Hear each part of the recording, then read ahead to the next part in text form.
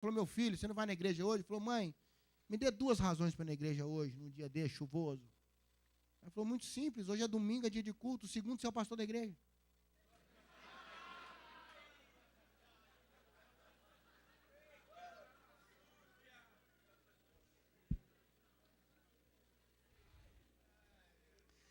Uma das maneiras de Deus curar o Cronos é gerando um Cronos onde não tem Cronos.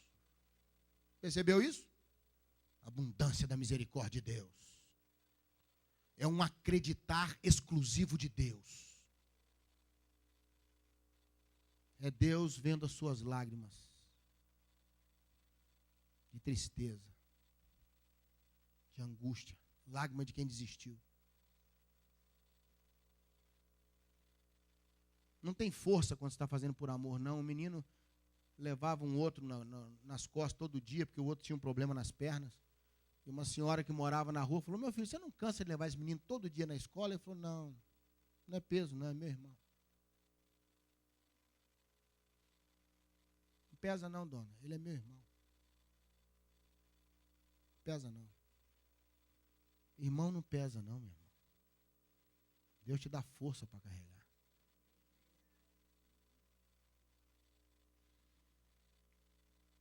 Quando você continua olhando aí, versos 7 e 8,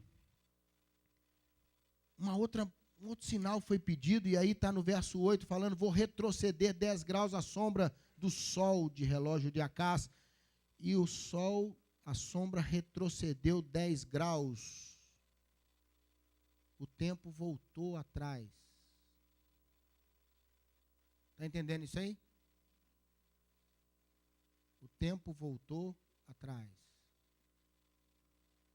Uma das maneiras de Deus tratar o nosso Cronos é recuperando Cronos perdidos. E Deus faz de uma maneira tão impressionante que Ele é capaz de, num retrocesso rápido de 10 graus, reaproveitar um Cronos mal utilizado de anos. Concorda comigo? Você fica aí há um tempão trabalhando, fazer uma coisa e não sai nada, Deus faz assim, pim, o negócio sai.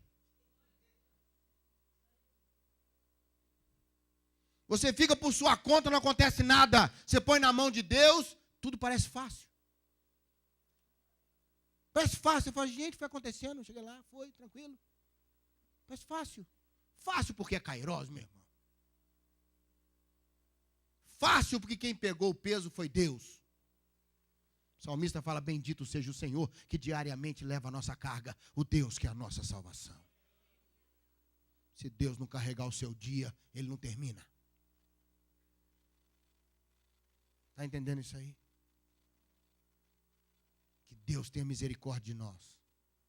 Que Deus possa mexer no meu Cronos e voltar atrás. Voltar atrás. Mas é recomeçar tudo. Meu irmão, e daí? E daí? É melhor recomeçar do que insistir nessa tragédia que você está fazendo. Amém? Josué capítulo 10. Terceiro tratamento do Cronos. Deus trata o Cronos, colocando mais Cronos. Deus trata o Cronos, recuperando o Cronos. E Deus trata o Cronos, parando o Cronos. Josué 10. Está ele lutando em Gibeão, no vale de Aijalon. Estava vencendo os inimigos. E na época não tinha condições de ter luta à noite. Então, o que acontecia? Quando escurecia, os exércitos paravam e retomavam a pancadaria no outro dia de manhã. Era assim que funcionava. Josué estava com uma vantagem enorme sobre o inimigo. Começou a escurecer. Josué falou, e agora? Vai parar agora que eu estou quase vencendo os inimigos? Aí ele pediu a Deus que o dia não terminasse. Está aí em Josué, capítulo 10, verso 12, ele fala assim, sol detente em Gibeão, tu, lua, no vale de Aijalon, e o céu se deteve, e a lua parou por quase um dia inteiro, diz o texto aqui. Na verdade, não foi o sol que parou, foi a terra que deu uma freadinha. Concorda comigo? Mas o entendimento de Josué era ele olhando o sol está lá, E os inimigos falaram, não vai escurecer, não. Josué falou, não.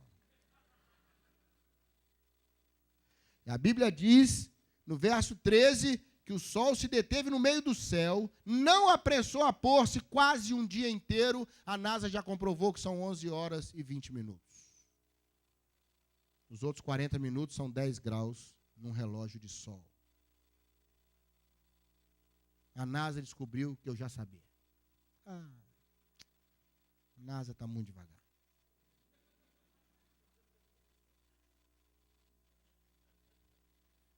Pesquisa tanto, era só ler a Bíblia. Né? Parou. Sabe o que Deus faz para curar o seu Cronos? Ele sustenta o negócio. E fala, tá comigo até resolver. Ninguém mexe, ninguém tira, ninguém entendeu como é que é? Josué luta na terra e o céu conspira a favor dele. Ele segura no pequeno, Deus segura a terra. Segura no pequeno aí, meu irmão. Deixa que o grande Deus resolve. Não queira parar a terra, por favor. Tem paciência com a gente. Senão vamos ter que internar você.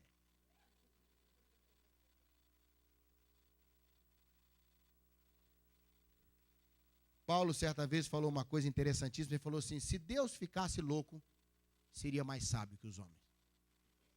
Paulo falou isso. Se um dia acontecesse de Deus ficar louco, a loucura de Deus seria mais sábia que a sabedoria dos homens. Coisa fantástica.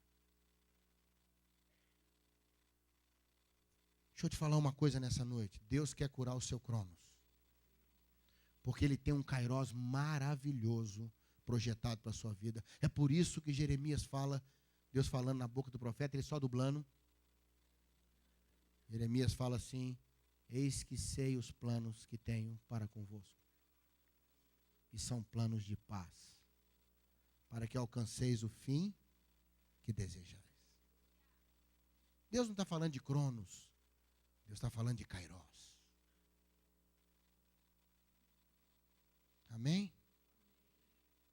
Se Deus está trabalhando muito o seu Cronos, é porque o Kairos é maravilhoso. Deus quer produzir uma coisa em você que está em 2 Crônicas 11, 18, eu prometo que vai acabar agora mesmo. Conversa fiada, eu vou até a hora que achar que tem que ir. Mas eu não deixei o desconfiômetro em casa. E eu quero só passar mais uma coisa para você. E depois nós vamos orar. Por isso que eu vou te falar agora, 2 Crônicas 11, 18 e 19. Abre aí, por favor, 2 Crônicas 11, 18 e 19. Eu quero passar esse ensino para você. E depois nós vamos orar para Deus gerar isso em você.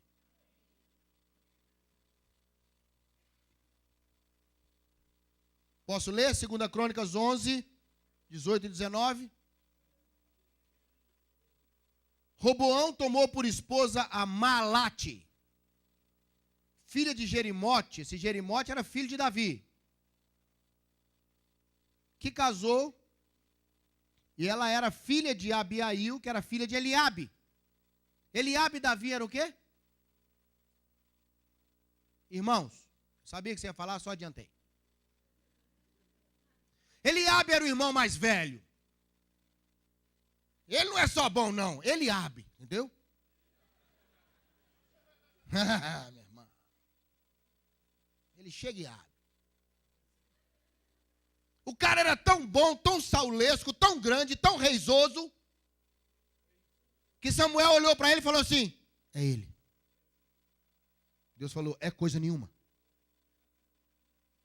Ele tem capa de rei, mas não tem coração de rei. Deus não vê como vê o homem. Deus vê o coração. Eliabe seria virtualmente o rei. Sabe por quê? Ele era o primogênito. Davi depois colocou sob a liderança de Eliabe uma das tribos de Israel e um dos grandes setores administrativos da casa dele. Eliabe era muito bom.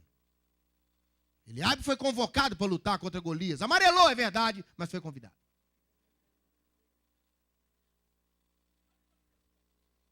descarregou a ira em Davi, em vez de descarregar em Golias. Ele tinha que descarregar em alguém. Eliabe era o melhor da casa de Jessé. Concorda comigo? Davi era o pior da casa de Jessé. Nem convidado foi para ver Samuel. E aí aconteceu uma coisa interessante, Samuel ficou impactado com Eliabe e também ficou com Davi. A Bíblia diz que quando Davi entrou, Samuel falou, não pode ser ele não.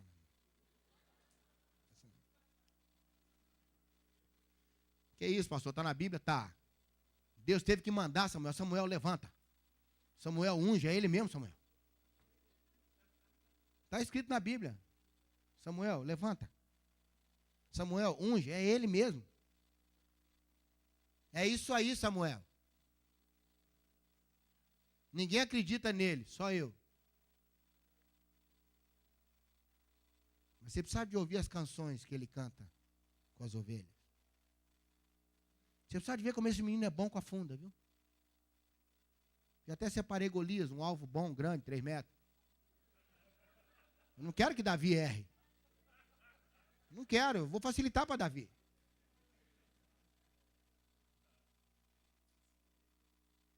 Uma pedra de funda voa a 180 por hora num tiro direto. Golias tomou uma pedrada dessa a uns 10 metros. Direto na cabeça. O resto você conclui.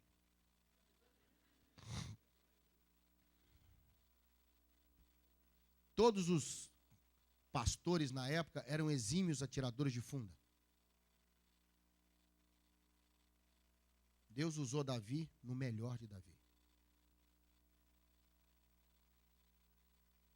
Viu? Providenciou já a munição lá no Ribeiro. As pedrinhas lisinhas, pronta. Os anjos arrumando as pedras um tempão antes. Golias caiu numa armadilha. Golias caiu entre Deus e o Ribeiro. E com Davi pronto para matar. Davi era o melhor de Deus, Eliabe era o melhor da casa de Jessé. Eu espero que Deus possa trabalhar o seu Cronos, para num ponto na frente, o que foi gerado do melhor de você, possa se unir com o melhor de Deus.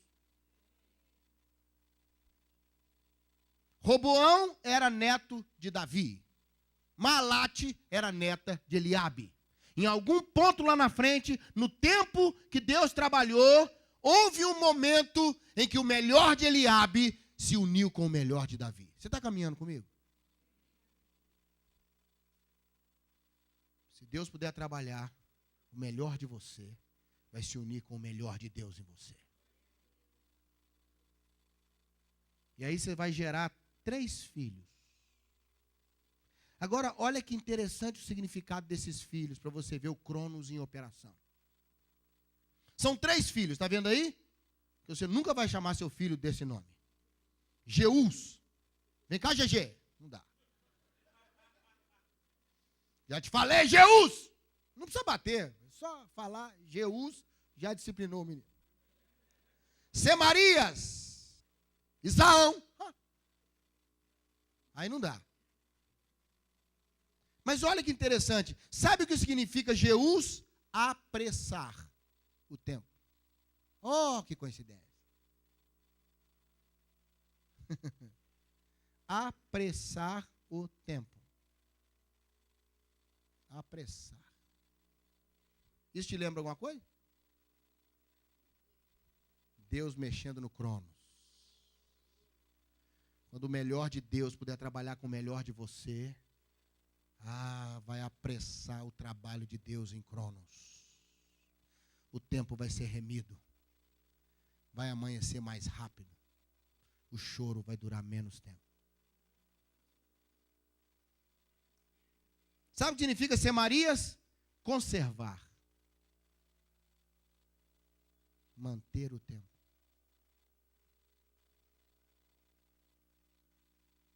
Deus trabalhando no Cronos. Não vai ser tempo perdido. Não vai ser nada jogado fora. Deus vai conservar o que é precioso. Isaão significa gordura, não significa que você vai engordar. Eita, o magro se manifestou. Mas é uma gordura no sentido de reserva. Sabia que seu corpo, ele segura a gordura como uma reserva estratégica, caso você não se alimente? Um leão africano, eu vi esse documentário, foi seguido pela equipe de filmagem, depois que foi vencido por outros leões e teve que deixar o grupo de fêmeas. Ele não conseguia caçar, que ele machucou a pata na luta com os leões, para defender o seu reinado. Então ele ficou alguns dias, ele não conseguia caçar. Em 3 dias ele perdeu 6 quilos. E ele começou a enfraquecer, em 15, 20 dias ele perdeu 20 quilos. E ele começou a buscar nessas gorduras. Mas aí ele foi ficando fraco, achou até um búfalo que estava moribundo assim, não conseguiu matar o búfalo, ficou o búfalo deitado de um lado, o leão deitado do outro. Sabe o que é estar na churrascaria, meu irmão? Sentado à mesa, mas acabou de colocar o aparelho, não pode comer?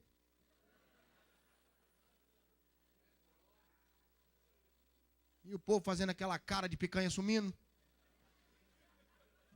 batata voando, banana assada esperando, batata frita só picante, e você calado, mudo, foi o leão do lado do búfalo. Dias depois ele morreu, porque ele foi usando a gordura do próprio corpo. Mas sabe qual que é a bênção aqui? O Senhor fala, não vai acabar a gordura, porque eu renovarei o seu estoque.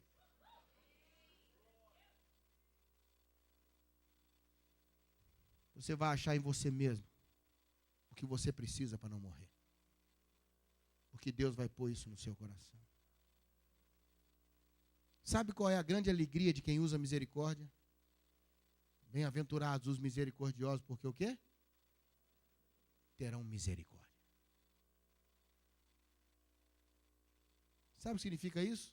Quanto mais você gastar misericórdia, mais misericórdia você vai ter. Aí no dia que ninguém tiver misericórdia de você, você tem um estoque de misericórdia. Você recebe essa palavra aí, meu irmão? Eu queria fechar orando, pedindo a Deus que você encontre Malate. Que haja um momento na sua vida em que o melhor de Deus possa trabalhar com o melhor de você. Que seus talentos sejam rendidos à unção de Deus. Que Deus use você no melhor de você. Cronos apressa, Cronos conserva, Cronos se estoca. E a obra de Deus se efetiva na sua vida. Você recebe essa palavra? Eu quero orar por você, por nós. Quero pedir a Deus a cura do seu Cronos. Porque Cairós está atrasado.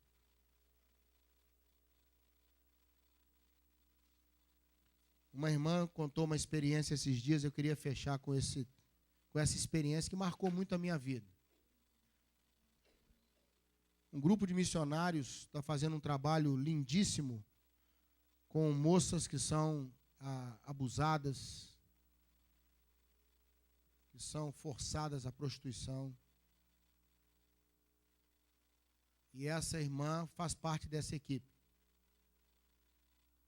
Essas moças são sequestradas e levadas em containers, dentro dos barcos, no meio de outros containers de mercadorias, para driblar a fiscalização, a polícia. Normalmente, metade das moças morrem durante a viagem, porque não há ar suficiente dentro do container. Quando eles são flagrados pela polícia, eles jogam o container no mar com as moças e a maioria afoga. As que não sabem nadar. Uma dessas moças que caiu no mar e sabia nadar, escapou com vida e foi acolhida por essa missão. Ouviu de Jesus e recebeu o Senhor no seu coração. E um dia ela virou para essa irmã missionária e disse assim: irmã, se você sabia tudo isso sobre Jesus, por que só agora me falaram? Por que eu tive que passar por tudo isso? Por que Deus demorou a chegar na minha vida? Eu quero deixar com você a resposta dessa missionária. Ela falou: não foi Deus, fui eu que me atrasei.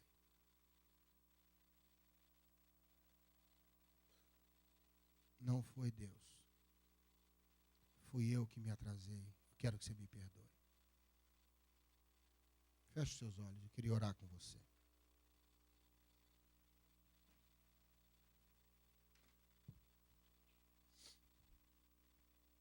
Ó Deus, que o Senhor possa trabalhar nossa vida, de modo que possamos encher o céu de Kairós.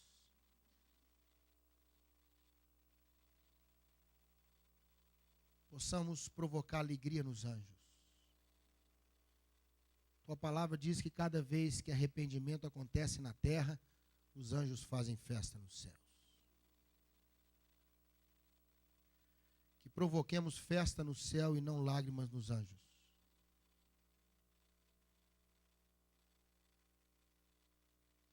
Que possamos tirar um pouco os olhos das suas mãos e olhar o seu coração. Como diz uma canção, não quero as tuas mãos, Senhor. Eu quero os teus olhos. Que possamos terminar nossa vida dizendo: eu sou do meu amado. Eu sou do meu amado. Ó Deus, perdoa-nos por termos tantos cronos desafinados na nossa vida. Por termos nos apossado das ferramentas. Pela falta de bons frutos em nossa alma. Pela ausência de Kairós na nossa história. E pelo excesso de cronos.